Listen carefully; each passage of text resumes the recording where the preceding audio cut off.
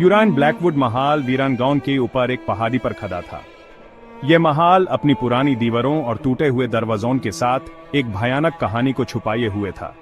रात के अंधेरे में यह और भी ज्यादा डरावना लगता था, जैसे कोई भूत यहां बसती हो। लोग कहानियां सुनाते थे, दुख की कहानियां, बुराई की कहानियां। हर कहानी में एक नया राज होता था, एक नई भयानक तस्वीर। ये कहानियां गांव के लोगों के दिल में अंदर और सनसनी भर देती थी। कोई पास जाने की हिम्मत नहीं करता था। उनके अलावा ये ग्रुप, जो अपने आप को सबसे बहादुर समझता था, आज रात अपनी हिम्मत को साबित करने निकला था। उन्होंने सोचा, यह सिर्फ एक कहानी है, एक अफसाना। भूत की कहानियां बच्चों के लिए हैं। आज रात हम साबित करेंगे, हम डरपोक नहीं हैं। हम ब्लैकवुड महल के अंदर जाएंगे और साबित करेंगे कि यह सिर्फ एक अफसाना है। दोस्तों का एक ग्रुप जवानी की दीवांगी और शक से भरा पहाड़ी के नीचे खड़ा था। उनके चेहरे पर एक अजीब सी मिलन थी, जैसे वो अपने आप को और एक दूसरे को हिम्मत दे रहे हो। उन्होंने सोचा, यह सिर्फ एक रात की बात है। ज्यादा से ज्यादा क्या हो सकता है? हम सिर्फ अंदर जाएंगे, थोड़ा घूमेंगे और वापस आ जाएंगे। कोई भूत नहीं होता। राहुल, ग्रुप का सबसे बहादुरी, नर्वसली चकल किया। उसने अपने दोस्तों को देखा और मुस्कुराने की कोशिश की, लेकिन उसकी आंखों में अंदर साफ नजर आ रहा था। उसकी हिम्मत उसकी आवाज में कांपने को छुपाने के लिए काफी नहीं थी। उसके चेहरे पर एक अजीब सी बेचैनी थी, जैसे उसने अपने आप को किसी मुसीबत में डाल दिया हो। एक अनकही बात थी, वो सब महसूस कर रहे थे, जैसे कुछ गलत होने वाला हो। उन्होंने अपने दिल की धड़कन को तेज होता महसूस किया, लेकिन अब वापस मुड़ना मुश्किल था। यह एक बुरा आइडिया था, लेकिन अब पीछे हटने का कोई रास्ता नहीं था। सबके सामने नहीं। उन्होंने अपने आप को और एक दूसरे को साबित करना था कि वो डरपोक नहीं है, लेकिन अब पीछे हटने का कोई रास्ता नहीं था। सबके सामने नहीं। उन्होंने अपने आप को और एक दूसरे को साबित करना था कि वो डरपोक नहीं है।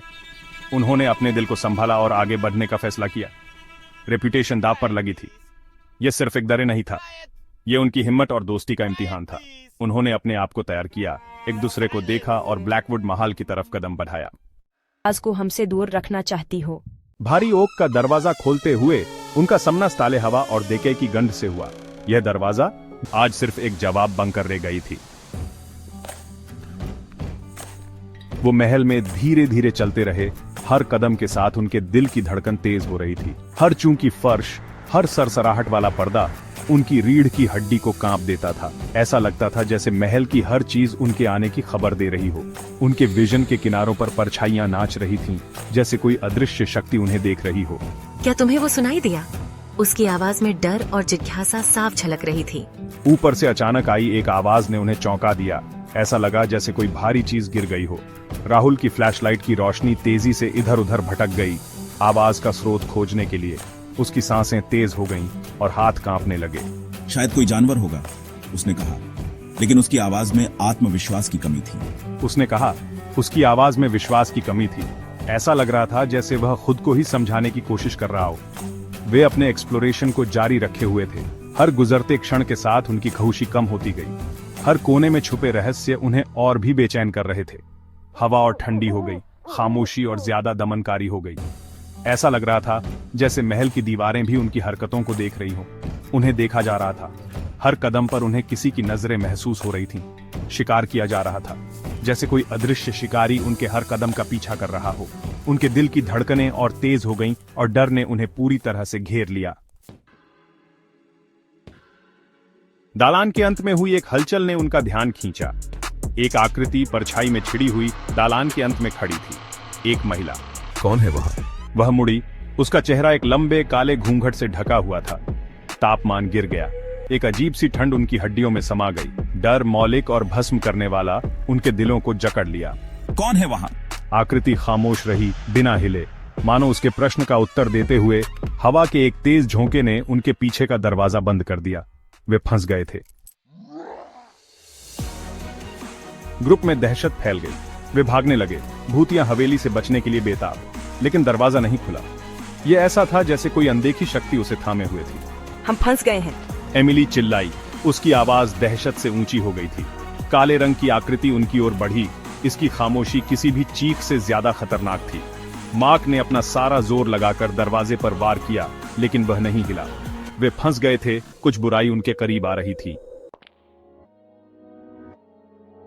वे हवेली से भागे। उनका डर उनके कदमों को गति दे रहा था। हर कमरा जिसमें हम खुद को पाते थे एक गलत रास्ता था। खिड़कियां बंद थीं। दरवाजे अपने आप बंद हो रहे थे। हवा में एक अनदेखी ऊर्जा के साथ दरार पड़ गई। फुसफुसाहट दीवारों से ही निकलती हुई प्रतीत होती थी, उनके नामों को बड़बड़ाते हुए, उनके डर का ताना मारते हुए। काले रंग की आकृति हमेशा एक कदम पीछे रहती थी। उसकी उपस्थिति तापमान में अचानक गिरावट और भय की एक जबरदस्त भावना से होती थी। आखिरकार उन्हें एक खिड़की मिली जो खुली हुई प्रतीत हुई। राहत की सांस उनके होठों से निकल गई। क्या यही हमारा बचाव हो सकता है? क्या हम आखिरकार इस दुःस्वप्न से मुक्त हो सकते हैं? लेकिन जैसे ही मार्क ने खिड़की खोलने के लिए उस पर हाथ रखा, एक रक्त रंजिश चीख हवा में गूंज उठी। सैरा। उसकी आंखें दहशत से फैली हुई थीं। धूल भरे शीशे पर लिखे एक संदेश की ओर इशारा किया। काले लिबास वाली महिला से सावधान रहें, यह पढ़ा, जो खून से लिखा हुआ प्रतीत होता था। खिड़की किसी अनदेखे हाथ से धकेली गई, जैसे बंद हो गई। उन्हें मवेशियों की तरह इकट्ठा किया गया था। दोस्तों, उनके भागने के रास्ते एक एक करके काट दिए गए।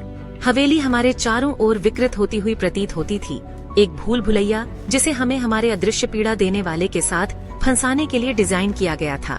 काले रंग की आकृति उनके सामने खड़ी थी। उसका चेहरा अभी भी घूंघट के पीछे छिपा हुआ था, लेकिन उसकी आंखों को देखे बिना भी वे उसकी निगाहों को महसूस कर सकते थे, ठंडी और गणनात्मक। उसकी ओर से एक नीची, कर्कश आवाज निकली, जिससे उनकी रीढ़ की हड्डी में कंपी दौड़ गई। यह कोई साधारण भूतिया नहीं था। यह कुछ प्राचीन था, कुछ बुराई। जैसे ही अचानक यह शुरू हुआ, भूतिया बंद हो गया। काले रंग की आकृति गायब हो गई, केवल हमारे डर की प्रतिध्वनि को पीछे छोड़कर।